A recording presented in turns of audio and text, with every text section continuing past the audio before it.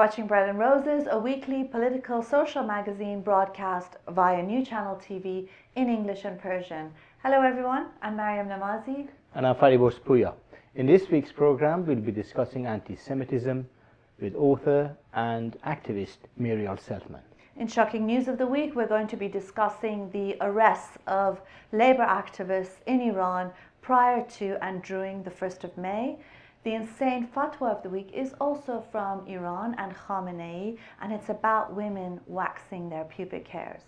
And good news of the week is growth and development of the movement for animal rights in Iran. Stay with us. Anti-Semitism flourishes in many places across the world and is often conflated with criticism of Israeli state occupation of Palestine.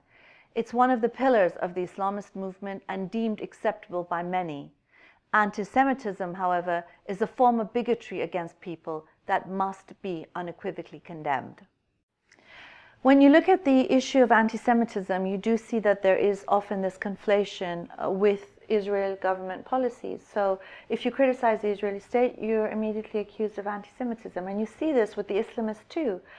But this can't hide the fact that anti-Semitism is very real, is very deep-rooted, and it is bigotry against people in the same way that there's bigotry against Muslims, even if a criticism of Islamists isn't bigotry. Do you know what I mean? No, I agree. I absolutely agree. I mean, there's one issue about sort of Israeli state, and we can sort of discuss that slightly differently. And then this issue of anti-Semitism, which has a longer history, and it's in the beginning of end of the 20th century and beginning of the 20th century and beginning of the 21st century.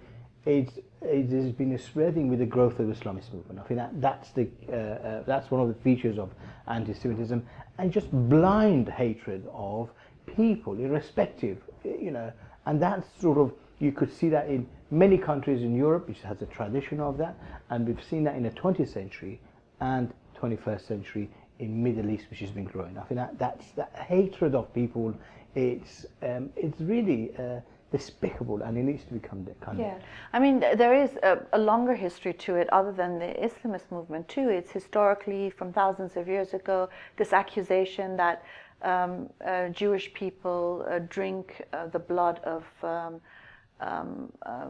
the Gentiles, and yes. It comes from there.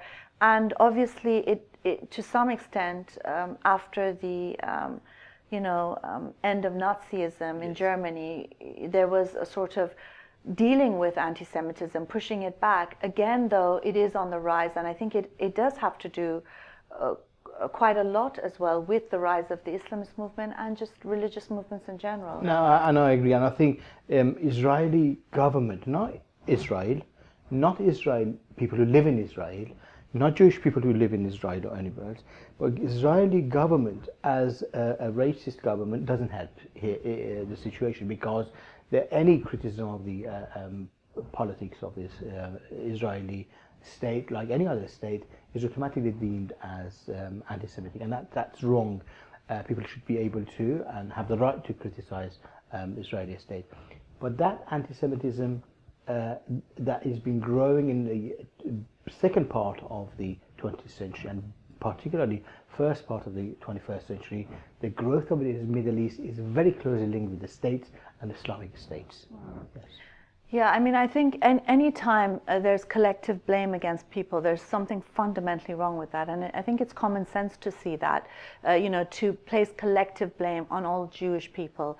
And not see the protests, the social and political movements, the fact that there are many Jewish people within Israel and outside who are pro-Palestinian, who are pro the peace process, and who are anti the Israeli state government's policies towards the Palestinian people. And so I think it is important to see people and to defend their rights and to condemn any sort of collective blame and bigotry.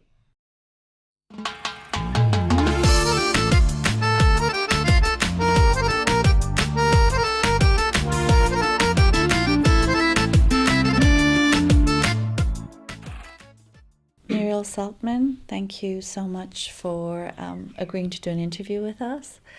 I wanted to ask you, first off, about the roots of anti-Semitism. Right, the roots of anti-Semitism. Well, anti-Semitism goes back 2,000 years. It really starts with the accusation that the Jews killed Christ.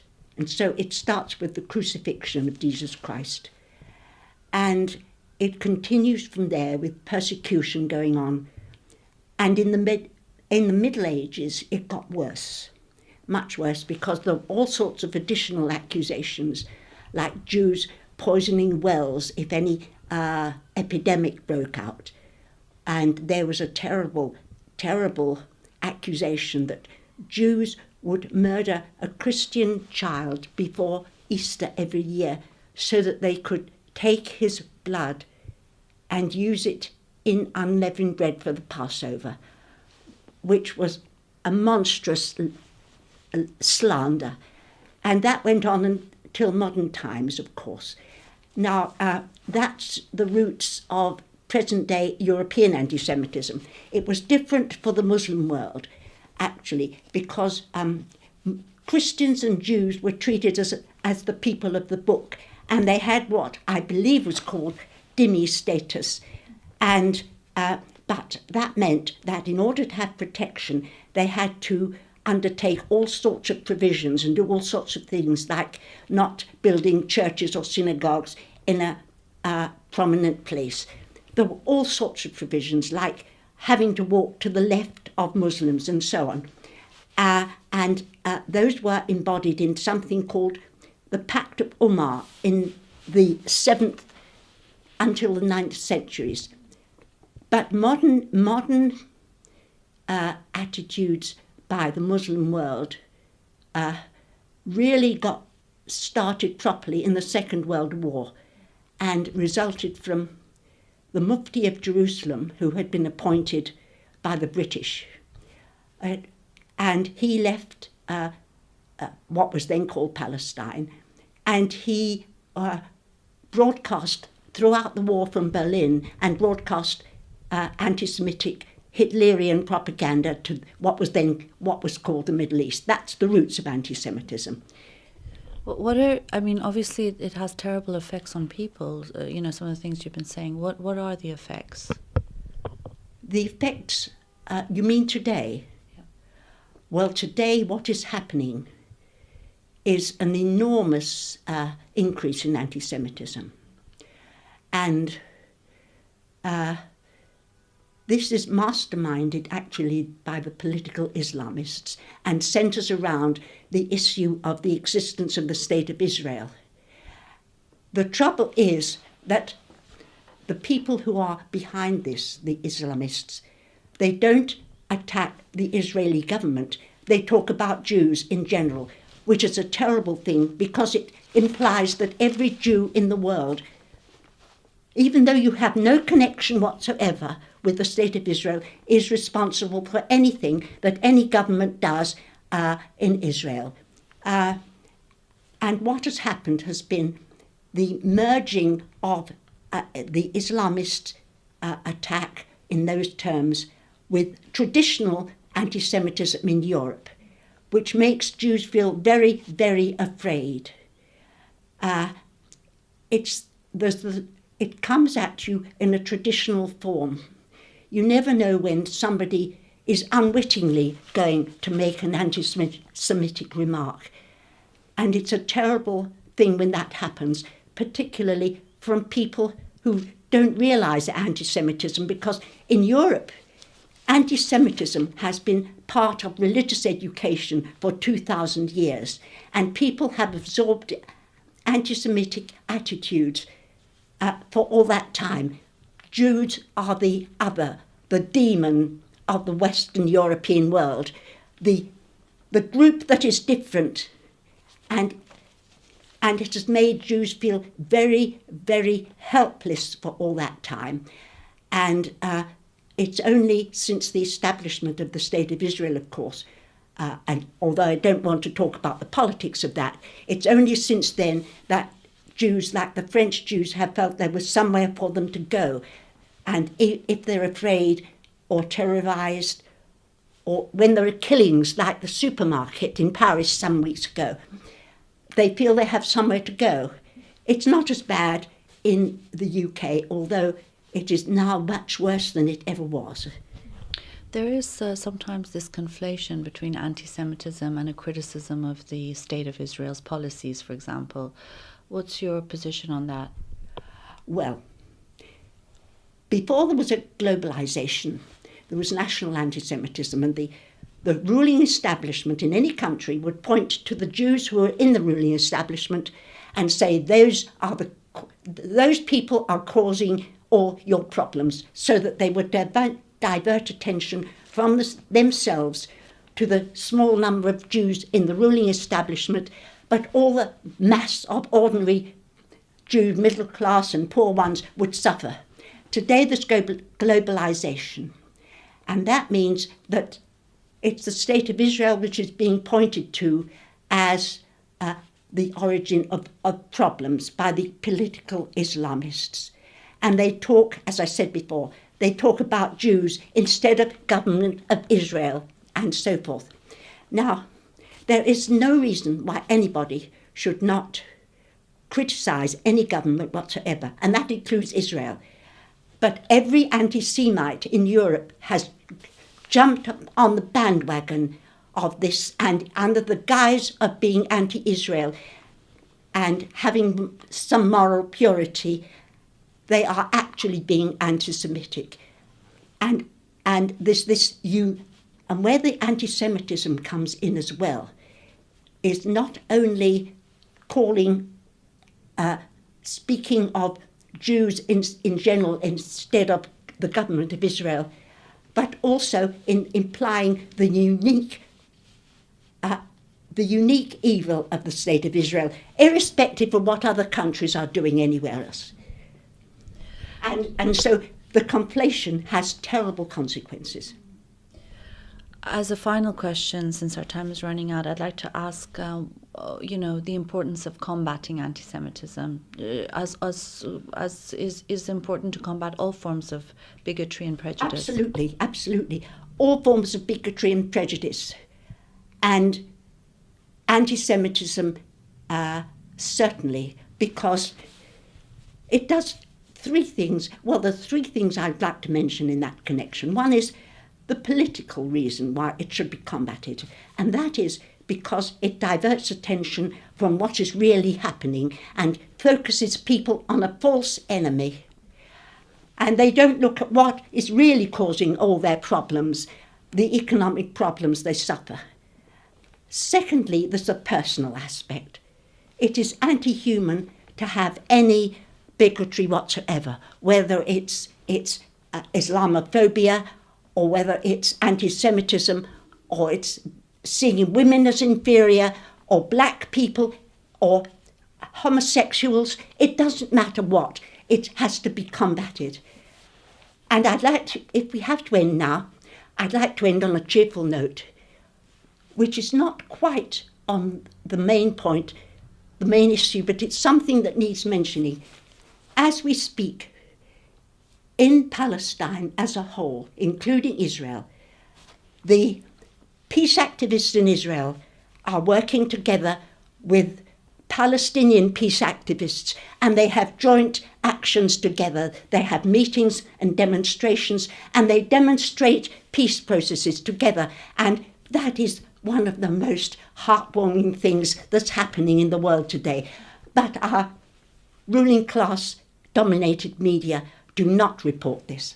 Let me ask one final question, and that is, who benefits and who loses from anti-Semitism? Well, this is an interesting question.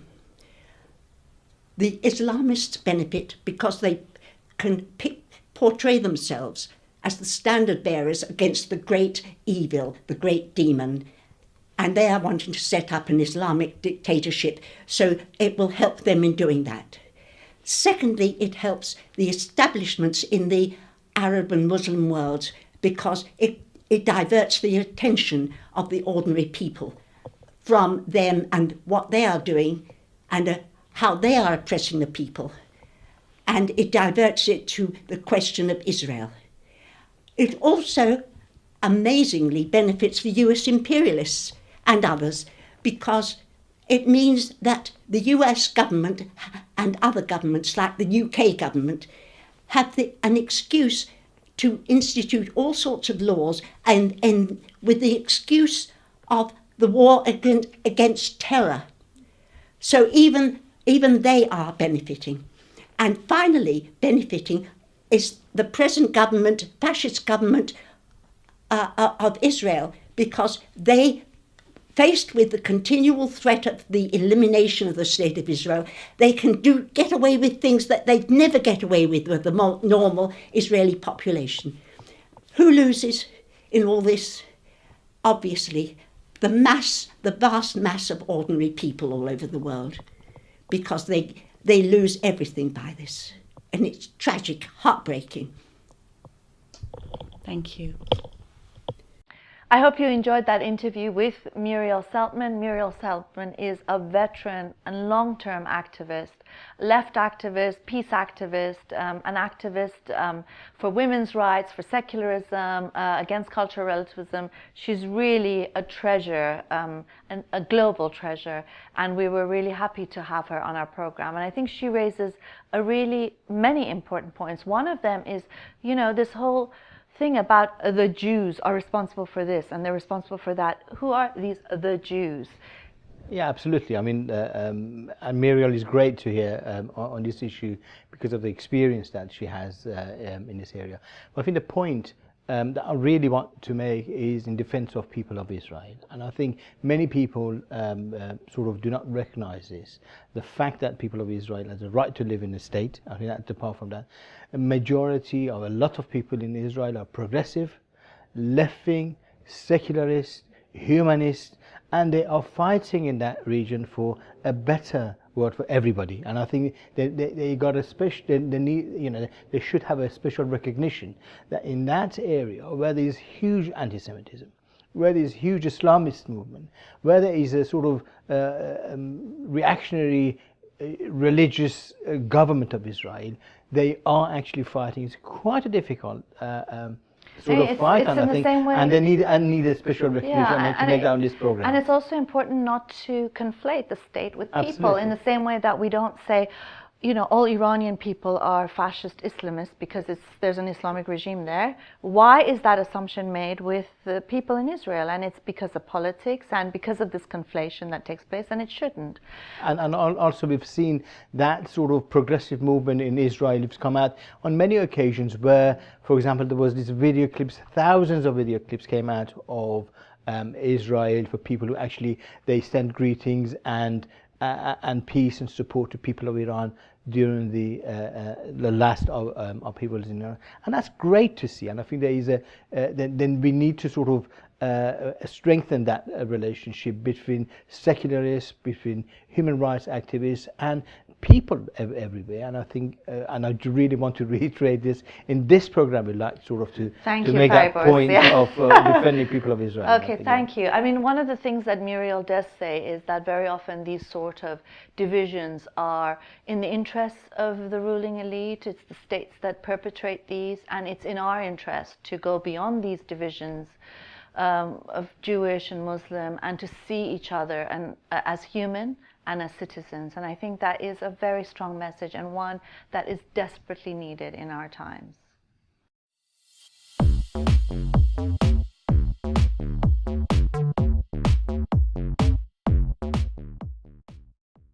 In shocking news of the week, we are looking at the arrests of large numbers of labour activists in Iran prior to the 1st of May, International Workers' Day, and during the 1st of May, in order to stop and suppress the protests. Now, what's interesting, the Iranian Foreign Minister Zarif recently went on a program in the US, Charlie Rose's program, and said that they don't arrest anyone for their political opinion. And he said, if people commit crimes, if they violate their laws, and they hide behind being journalists or political activists, then they've not followed the laws and they need to be arrested. And I think he has a point.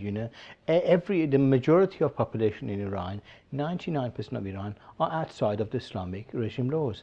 Labor activists, if they want to organize the trade unions, it's against the law. For these, if you're a woman, it's against the law. If you're absolutely, and he free thinker. what he doesn't say that he represents a vile, despotic Islamic regime that actually doesn't recognize any rights for anybody. And I feel particularly when it comes to labor rights and trade union rights. From day one, when Khomeini, that God-forsaken man who came to power, he said, the first thing he said was, well, there's no such thing as workers. Everybody is a worker. God is a worker. To just deny the rights of the working class.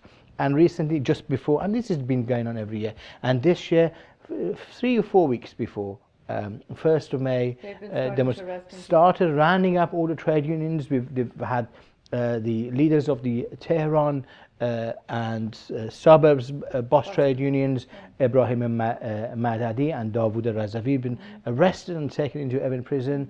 Mahmoud Salehi from Saqqez, who was the coordinating committee for the trade unions organization in Iran, he's been arrested. He's actually been taken to Ministry of Intelligence offices, interrogated for 5 hours, and coerced to force him to actually announce the cancellation of the 1st of May, as if, you know, that is possible. And many other, I mean, I can see about 30, 40. There's lots of names, and we're actually going to show a clip after this section to make sure that we mention the names and the unions that they all belong to. One thing that it does show, aside from the repression of the regime, is the fact that the regime is so concerned about labor activism and the work of labor activists and leaders that it tries to arrest them even before May 1st and constantly harasses, imprisons and detains them. But that does not stop the organizing. It's something the regime is afraid of. It's important resistance.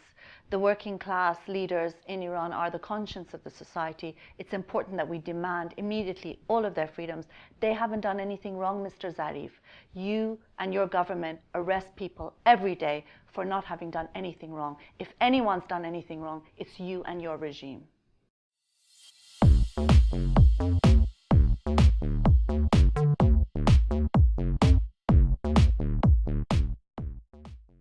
This week's insane fatwa is from the insane of the insane, which is Ayatollah Khamenei from Iran.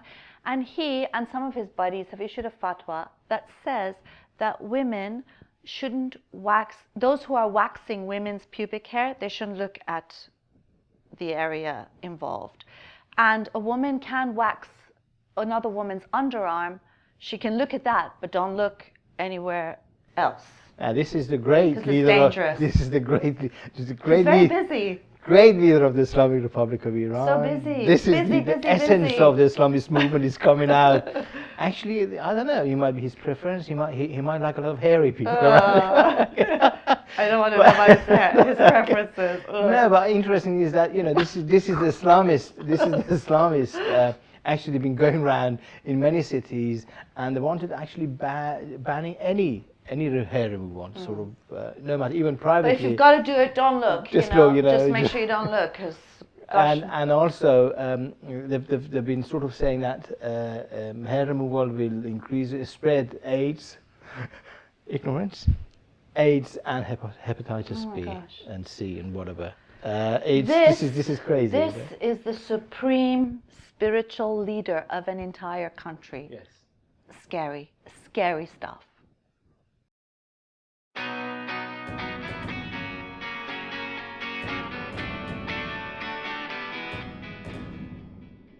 Good news in this week is a protest in the city of Shiraz in Fars province in Iran, where a group of people came out in support of animal rights and against animal cruelty. There's a dark side to this, the fact that that has been sort of killing of stray dogs in Iran. Yeah, I mean, I think there's videos that have come to light in which people said that they're being paid $5 to kill stray dogs, but with acid, and there's images of these dogs dying in the most excruciating pain. And the good news is here, Mariam, that people have been protesting both on social media and in Shiraz. For the first time, a group have come out and in defense of the animal rights, and that's such a good good thing. And this is coming from last year when the Islamists started saying that keeping animals and looking after animals in your home is against Islamic law, and the ban thing, if they arrest people and charge people and file people on the streets if they have animals. And on the back of that, they started sort of killing animals. Now the growth against that, the movement is actually saying, no, we don't accept this. And I think it shows that protest, especially in Iran, where any protest is quite difficult to organize. It shows the depth of unhappiness about these things, and how much people want to openly protest and defend the rights of animals. I mean, I think the thing is that, especially under an Islamic state where dogs in particular are seen to be untouchable, you know, they're dirty. If you pray, and a dog touches you, your prayer becomes doesn't work. You've got to start again. It becomes invalid. Yes. And so in that sense, you've always had the regime telling people they shouldn't have dogs. Dogs are dirty, and this, so on and so forth. But a lot of people do have animals, and they love animals. And I think this protest really goes to show that even, no matter how much publicity there is against animals, that there are, the humanity of people and the love of animals feelings come out, absolutely. There. So this is a great news, I think, in particular for Iran and Middle East, and it's taking, the animal rights movement is actually taking shape. And this is a beautiful thing to see. Yeah, actually, definitely. Yes. Yeah. So we are reaching the end of our program. We hope you enjoyed this week's program. We want to remind you about our Patreon fundraising campaign, and also remind you, we forgot to remind you last time, to write to us, to send us your comments and your ideas for upcoming programs. We love to hear from you. And so we could say goodbye for this week. Definitely. And from me, Faribos Puya, and Mariam Namazi. Have a lovely week, and we'll see you again next week at the same time. Bye.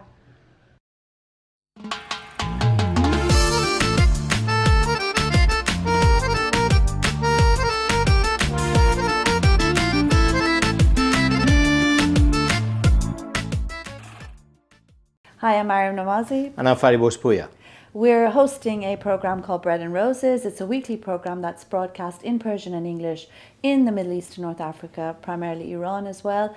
And it's also shown on YouTube internationally. And we've been doing this since last May. We're coming up to our year's anniversary, and we've had quite a lot of fun making these videos. We discuss taboo-breaking, free-thinking ideas. The Islamic regime of Iran has called us immoral and corrupt. And that's why you need to support us. We are the alternative voice in Middle East and North Africa. Of corruption and immorality. So do support us. Here's a short video from Patreon that explains how you can help us with even just $1 a week. That's nothing. Support us. Patreon lets fans become patrons of their favorite artists and content creators. It's different than Kickstarter because it's not about one big project that requires lots of funding. It's more for bloggers or YouTubers or webcomics, anyone who creates on a regular basis. Here's how it works. When you become a patron, you're agreeing to give an artist a tip of an amount you set every time they release a piece of content, whether it's a new song, a video, or a recipe. You can set a monthly maximum to make sure that you're always within your budget. Choose an amount, enter your payment information, and you're done.